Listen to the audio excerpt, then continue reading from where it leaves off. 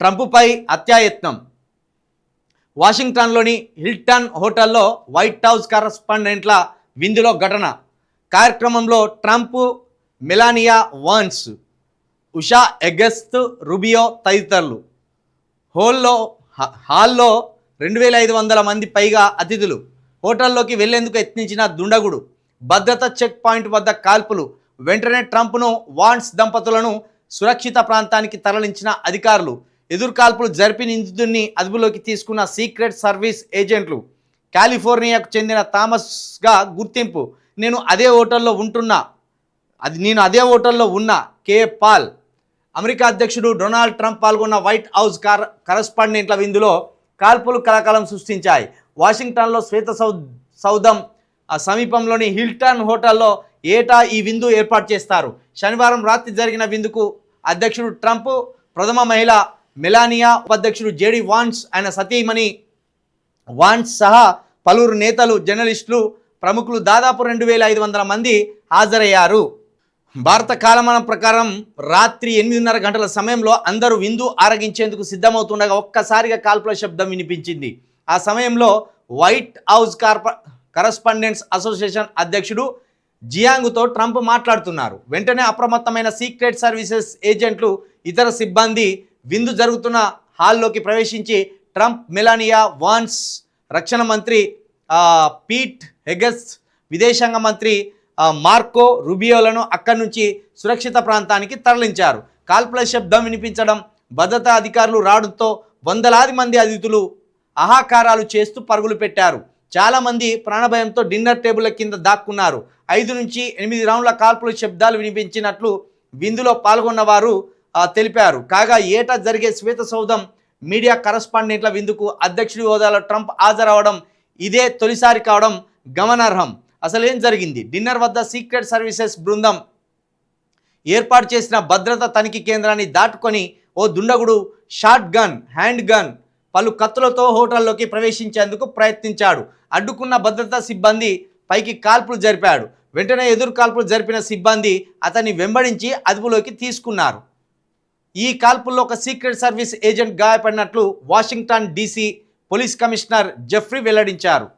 నిందితుడిని 31 ఏళ్ల coal Thomas అలెన్గా గుర్తించారు.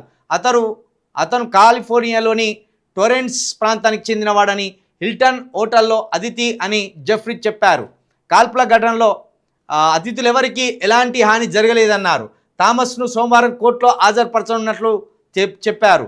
కాగా హిల్టన్ హోటల్లోనే నిందితుడు ఆయుధాన్ని సిద్ధం చేసినట్లు ప్రత్యక్ష సాక్షిని ఉటంకిస్తూ అమెరికా మీడియా వెల్లడించింది.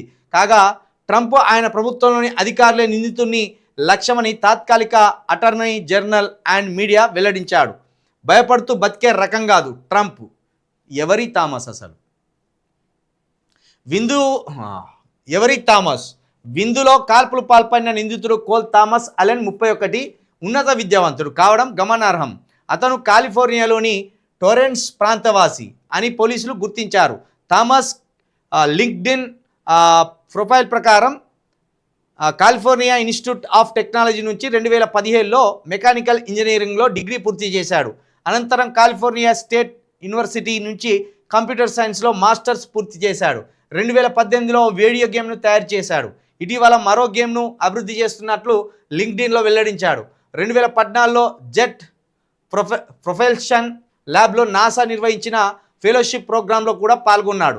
ప్రస్తుతం test preparation tutoring company city ఎడ్యుకేషన్లో టీచర్గా పనిచేస్తున్నట్లు ప్రొఫైల్లో ఉంది.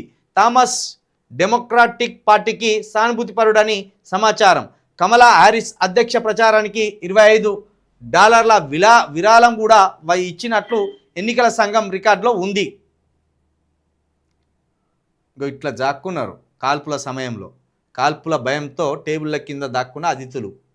ఇక ప్రాణం అంటే ఎవరికైనా తీపే. ట్రంప్పై హత్యాయత్నం జరగడం ఇది మూడోసారి. 2024 సెప్టెంబర్లో పెన్సిల్వేనియాలోని బట్లర్లో జరిగిన ఎన్నికల ర్యాలీలో ట్రంప్పై దుండగుడు కాల్పులు జరిపాడు. నాటి గణంలో ఒక తూట ఆయన చెవికి తాకుతూ వెళ్ళింది. ఆ ఘటన జరిగిన 2 నెలల తర్వాత ఫ్లోరిడాలోని గోల్ఫ్ కోర్స్ వద్ద ఆయుధంతో అనుమానాస్పదంగా తిరుగుతున్న వ్యక్తిని సీక్రెట్ సర్వీస్ ఏజెంట్లు గుర్తించారు. ఓ ఏజెంట్ అతనిపై కాల్పులు జరిపారు. ట్రంప్ను సురక్షిత ప్రాంతానికి తరలించారు. ముచ్చటగా మూడోసారి ట్రంప్ మీద ఆ దాడికి ప్లాన్ చేసిండ్రు. ఆయన అంతకుముందు ఫస్ట్ సారి ఆయన మీద ఆయన చెవు నుండి ఓ బుల్లెట్ దూసుకెళ్ళిందని 2024 చెప్పినప్పుడు ఇదంతా ఒక స్క్రిప్ట్ ప్రకారం ఆయన మళ్ళా అధ్యక్షుడు కావాలని ఇదొక స్క్రిప్ట్ అల్లిండి అని అనుకున్నారు. కానీ సీరియస్గానే ట్రంప్ ప్రాణాలకు ముప్పు ఉన్నది. ట్రంప్ని చంపేయాలని అమెరికాలో ఉన్న ఎవరైతే నిరసనకారులు ఉన్నారో వాళ్ళే ప్లాన్ చేస్తున్నారు. కాల్పులకు కొన్ని క్షణాల ముందు విందులో పాల్గొన్న ట్రంప్ అంటే మరి ఏ ఉద్దేశంతో ట్రంప్ను చంపాలని దుండగుడు ఆలోచన చేసిండు అనేది మాత్రం ఇక్కడ అయితే రాయలేదు. థామస్ గురించి రాసిండ్రు, నేను భయపడనని ఇదే మన ట్రంప్ గారు చెప్తున్నారు. కానీ మరి ఈయనను ఎందుకు చంపాలని ఆలోచన చేసిండు అనేది మాత్రం రాయలేదు. కేవలం ఈయన విధి విధానాల వల్ల అక్కడ కొంతమంది నిరసన వ్యక్తం చేస్తున్నారు. ట్రంప్ గారి పాలన విధానం మాకు నచ్చలేదు అనేది అక్కడి కొందరి అమెరికన్ల వాదన. ఆ క్రమంలోనే కొంతమంది ఆయన చంపాలనే ఆలోచనలో ఉన్నారు. ఇగో భద్రతా సిబ్బంది అదుపులో నిందితుడు థామస్. ఈ అమెరికాలోకి ఒక్కటేనే ఈ పోలీసు వాళ్ళకు దొరకంగానే కథ 2 చేతులు కట్టేసి కథ ఇట్లా పండుకోబెడతారు. జార్జ్ ఫ్లాయిడ్ బ్లాక్ను కూడా ఇట్లనే పడుకోబెట్టి చంపేసిండు పాపం. ఇట్లా నేను భయపడుతూ బతికే రకం కాదు. అధ్యక్ష పదవి ప్రమాదాలతో కూడుకున్నదని తెలుసు. అధికారులు అద్భుతంగా పనిచేశారు. మాకు అసాధారణ భద్రత అవసరం. ట్రంప్ సరే భద్రత అవసరం, నేను భయపడుతూ బతకను అనుకుంటేనే అసాధారణ భద్రత అవసరం అంటే ఇక భయం ఉన్నట్టే కదా, ప్రాణాల మీద ప్రేమ ఉన్నట్టే కదా. మొత్తానికైతే ఇంకోటి ఇక్కడ ఇంకో ఆశ్చర్యం, ట్రంప్ మీద కాల్పులు జరిపిన ఓటర్లోనే మన కేఏ పాల్ గారు ఉన్నారట. దేవుడు నేను కాపాడినందుకు దేవునికి కృతజ్ఞతలు చెప్పుకోవాలి. ఇది కూడా వార్త అయిపోయింది. అని ఇబ్బంది వచ్చిందా? కేఏ పాల్ కూడా ట్రంప్ గారి హోటల్లోనే ఉన్నాడట. మరి ఇదేమన్నా విందుకు వెళ్ళిపోయిందా లేకపోతే ఊరికే వేరే పని మీద పోయి ఆ హోటల్లో ఉన్నాడా ఏంది కేఏ పాల్ గారు?